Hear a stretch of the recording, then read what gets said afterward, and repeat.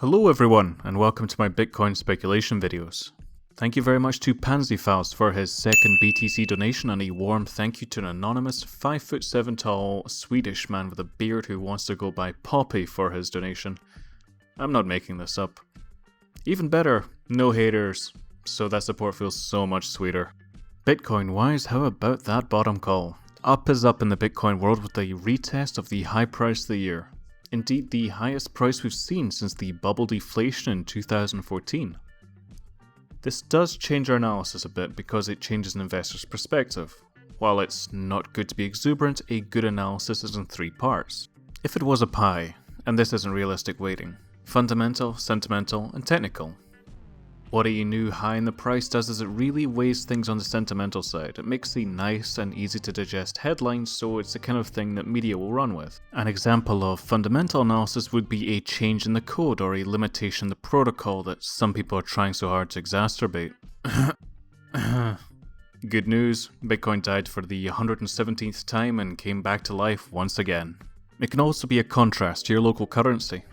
Bitcoin has appealing fundamental value compared to the Venezuelan bolivar, for example. With their 100 bolivar note worth just 2 US cents being withdrawn, Venezuela ends up being number 2 on Bitcoin Google search trends. I'm not going to discount TA though. Wish I didn't take so long to edit and post this because, and with this volume structure, I give it at least a 90% chance this will break up and out. Here's my current take. Concerning volume divergences. It's difficult to feel like we're being intentionally faked out here, separately on price and volume.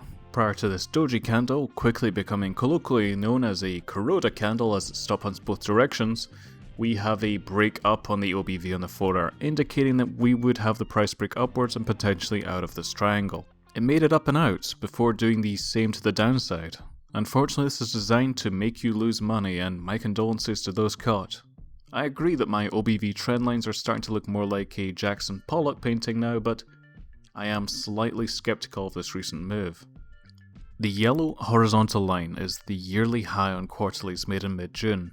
The price is currently testing this high and the OBV is barely over the midpoint in this channel it's been printing since late October. It's possible that the spinning top candles we've been seeing recently with a move up, which is heavily sold into, were motivated by the bearish divergence in volume here. So with this new bearish divergence between price and volume, this $850 level may be a short-term top. Looking at the daily Bollinger Bands, we see the bands come in and move in parallel to each other. This is more typical of a ranging market. With this recent push up with the new quarterly's contracts, the bands are again expanding. The structure usually isn't indicative of a culling market with wide bands for a longer period. The 4-hour bands do show tremendous coiling as the quarterly's contracts draw closer to spot price with their expiration. SegWit has had little progress for 2 weeks now, moving between 25 and 35%.